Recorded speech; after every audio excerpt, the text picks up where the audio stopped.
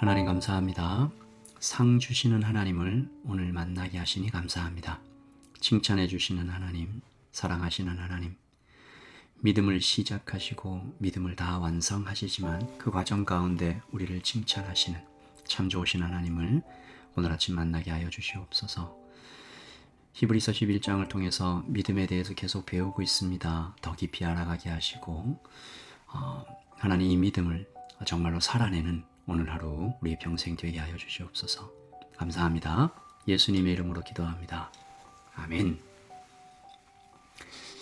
네, 7월 22일 금요일 우리에게 주신 하나님의 말씀 히브리서 11장 23절부터 31절 말씀입니다.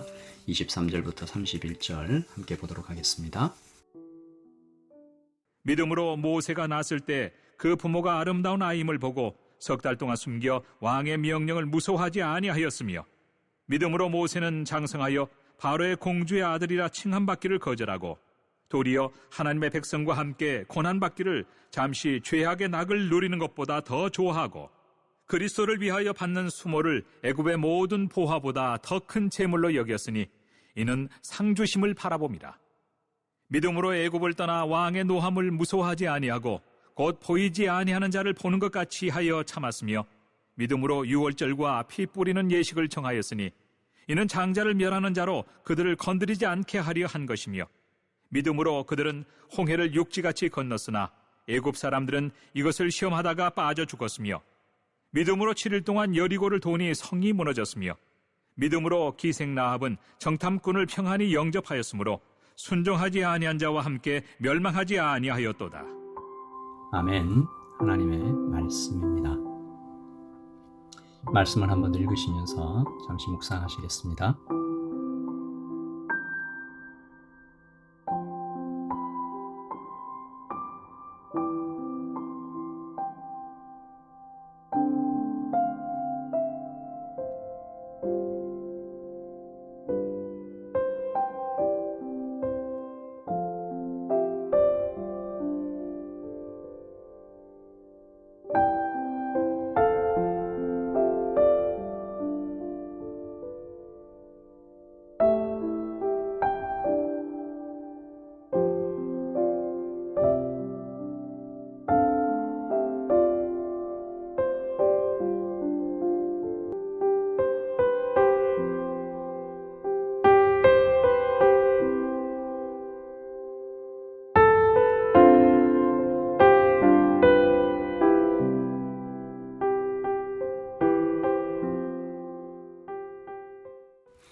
우리 계속해서 믿음은 하나님의 믿음이다, 하나님의 열심이다 라고 계속 보고 있습니다. 그러므로 믿음은 그렇게 나를 믿어주시는, 나를 끝까지 포기하지 않으시는 하나님을 바라보는 것이다.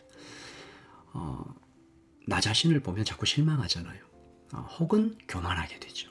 때로는 비겁하고 헛된 욕망으로 자신을 파괴하기까지 합니다.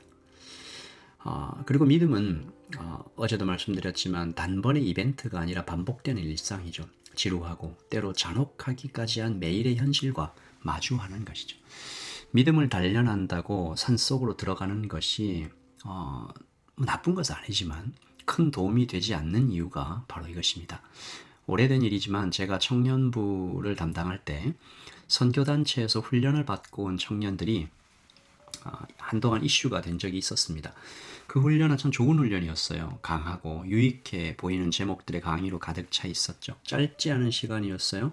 매주 모여서 오랜 시간 훈련을 받고 수료할 무렵에는 해외로 선교 여행을 다녀와야만 하는 그런 조항도 있었던 걸로 기억납니다.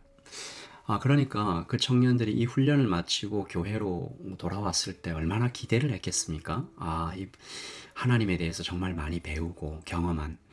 그래서 교회에서 이런저런 사역을 맡게 되면 정말 이 청년들 때문에 혹시 하나님의 부흥이 오지 않을까 기대가 되었어요. 주님을 위해 목숨이라도 버리겠다는 마음이 그 청년들 안에 실제로 보였거든요. 그런데 전혀 예상치 못했던 문제들이 생겼습니다. 훈련을 받고 온 청년들이 교회에 잘 적응을 못하는 거예요. 아마 훈련을 받고 온 청년들 자신도 좀 당황했던 것 같아요. 그들의 얘기를 좀 들어보면 이렇게 요약하면 몇 가지인데요. 예배가 선교단체에서 드렸던 그 예배만큼 뜨겁지 않은 것, 말씀도 그때처럼 왠지 감동적이지 않고, 무엇보다 자신을 둘러싼 이 청년들의 믿음 없음, 그들의 표현에 의하면 훈련 때 만났던 그 사람들과 너무 많이 다른 거예요. 심지어 그들의 표현에 의하면 사역자들과 중직자들의 믿음도 자기가 보기엔 좀 약해 보이는 것입니다. 이런 상황들 가운데 그들이 점점 지쳐가다가 봉사도 그만두고 뒤로 물러나게 된 참 안타까운 경우인데요. 그래서 우리는 절대로 잊지 않아야 합니다. 믿음은 일상을 살아가는 것입니다. 일상의 지루함과 또 막막함을 견디는 것이죠. 이유가 없는 거예요. 나를 구원해 주시는 것도 참 이유가 없는데 하나님 말씀대로 살아가는데 정말 이유 없이 참 어려운 일들이 생겨요. 그리고 내 눈에 보기에는 참 한심해 보일 수도 있는 그 친구와 함께 걸어가야 되는 거예요. 이것은 마치 하나님께서 우리를 끝없이 설득하시는 것과 같습니다. 제가 지금도 그때를 생각해 보면 목사로서 그 청년들을 좀 더 잘 돕지 못한 것 후회로 남는데요. 어쩌면 일상의 믿음에 대해서 더 친절하게 자세하게 도전해 봤으면 어땠을까 생각해 봅니다. 오늘 하나님께서 일상을 살아내었던 그렇게 영웅적이지 않은 실수가 많은 우리 믿음의 선배들에게 성경 인물들에게 이 상 주시는 장면이 나옵니다. 히브리서 11장에서 가장 많은 분량을 차지하고 있는 사람이 모세죠. 그리고 출애굽 백성들입니다. 믿음의 가장 좋은 모델이다라는 이야기겠죠. 어떤 점이 그럴까요? 모세가 탁월해서요? 위대해서요? 아니요. 모세가 절망과 약함의 아이콘 같은 사람이기 때문입니다. 모세는 출생부터 살해의 위협을 받죠. 아직 아무것도 안 했는데, 아무것도 할 수 없죠. 그런데 태어나자마자 국가 최고 권력의 살해 명령 앞에 놓여집니다. 절대적인 무기력이죠. 이어지는 모든 사건들도 마찬가지지 않습니까? 23절에 보시면 믿음으로 모세가 낳았을 때에 그 부모가 아름다운 아이임을 보고 석 달 동안 숨겨 왕의 명령을 무서워하지 아니하였으며 이런 얘기 나오는데요. 석 달 동안 숨겨라고 되어 있지만 이게 뒤집어서 보면 사실 열심히 애를 써서 숨겼는데 석 달밖에 견디지 못했다라는 것과 같죠. 그러니까 그런 상황들 가운데 애굽의 공주에게 건져지고 어찌어찌 애굽의 왕궁에서 자라고 그러다가 민족을 위해서 한번 분노를 하는데 애굽의 관원이 죽지 않습니까? 그래도 동포들은 내 마음 알아줄까 했는데 돌아오는 말이 차갑게 가슴을 찌르잖아요. 우리가 언제 도와달라고 했냐? 우리도 그 애굽 관원처럼 죽이려고 하느냐? 모세는 도망칠 수밖에 없었습니다. 다른 선택이 없었어요. 다시 말해 모세의 일생은 약하고 약하며 절망하고 낙심하는 반복이었습니다. 하나님은 언제 찾아오시나 처음에는 좀 기다렸겠죠. 근데 40년이 지나버립니다. 모세의 나이 80세가 되죠. 오시려면 좀 빨리 오시지. 그동안 뭐 하셨습니까? 이제 와서 뭘 어떻게 하라는 겁니까? 인맥도 없고 나이도 많아서 이제 힘도 다 떨어졌는데 말도 못한다고요. 모세가 말을 잘 못한다라는 것은 애굽을 떠난 지 오래되어서 언어도 문화도 이제 가물가물하다라는 얘기입니다. 그때 하나님께서 말씀하시죠. 이제 때가 되었다. 참 기가 막히죠.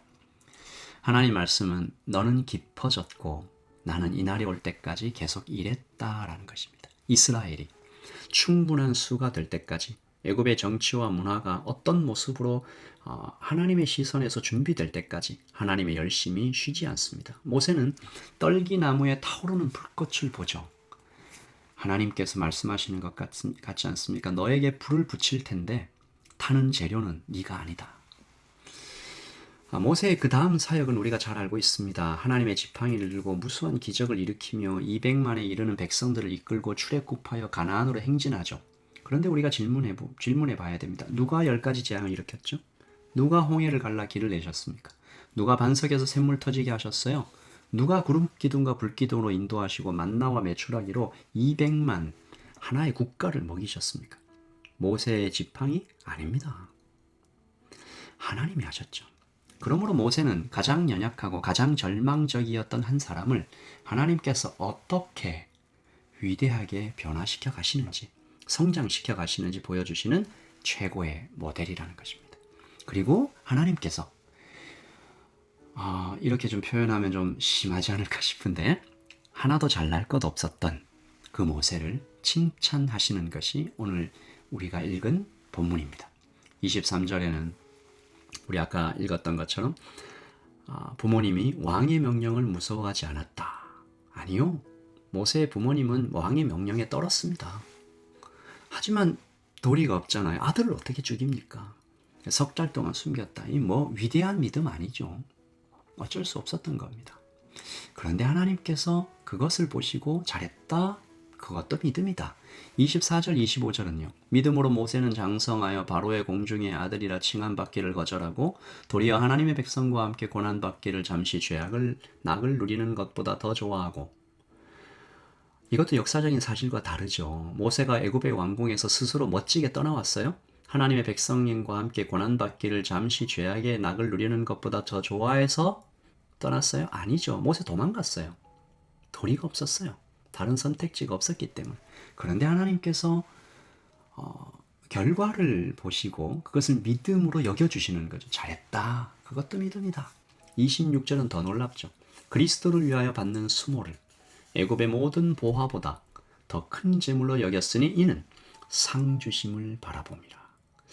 여러분 여기서 그리스도는 예수님을 예언적으로 말하기도 하지만 직접적으로는 구원자라는 뜻입니다.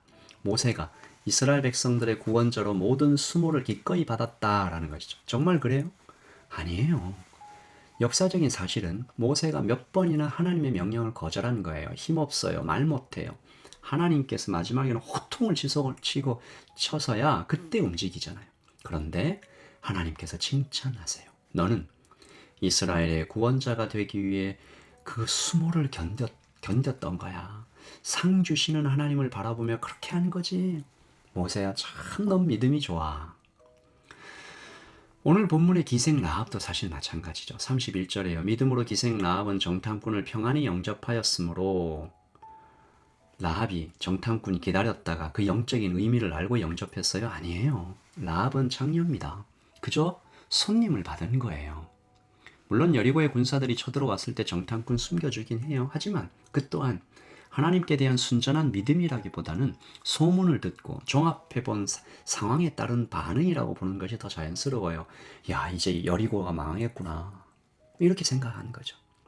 나의 어쩔 수 없는 현실과 고통인데 하나님의 열심을 만나면 이게 기적으로 바뀝니다. 나는 다만 끌려가듯이 그렇게 걸어갔는데 다른 선택이 없어서 여기서 하나, 주님을 차마 떠나지 못해서 그렇게 끌려가듯이 갔는데 주님은 그것도 믿음이야. 칭찬해 주시는 거예요. 네가 참 잘했다. 너는 큰 상을 받을 것이다. 여러분 우리도 장래를 모릅니다. 오늘 우리가 받는 어려움과 고통 이유를 몰라요. 그런데 걸어가는 거죠. 한숨을 쉬면서도 다른 선택지가 없어서 주님을 차마 떠날 수는 없어서 그렇게 걸어갈 때도 있잖아요. 그런데 우리가 오늘 말씀을 읽듯이 하나님께서 그 모든 과정들 중에 훅 하고 쉬었던 한숨도 뚝뚝 흘렸던 눈물도 그렇게 가슴을 치며 탄식했던 그 괴로움들도 하나님 안에서 행할 때 믿음이 다 여겨주시는 겁니다. 그래서 오늘 설교의 제목을 상 주시는 하나님, 참 좋으신 우리 하나님이라고 정했습니다. 여러분, 하나님의 열심히 우리를 끌고 가실 때 아직 이유를 몰라도 결과를 몰라도 하나님 사랑합니다 하고 따라가셔서 그래서 크게 칭찬받으시는 우리 모든 성도들 되시기를 예수님의 이름으로 축복합니다. 우리 함께 기도하겠습니다.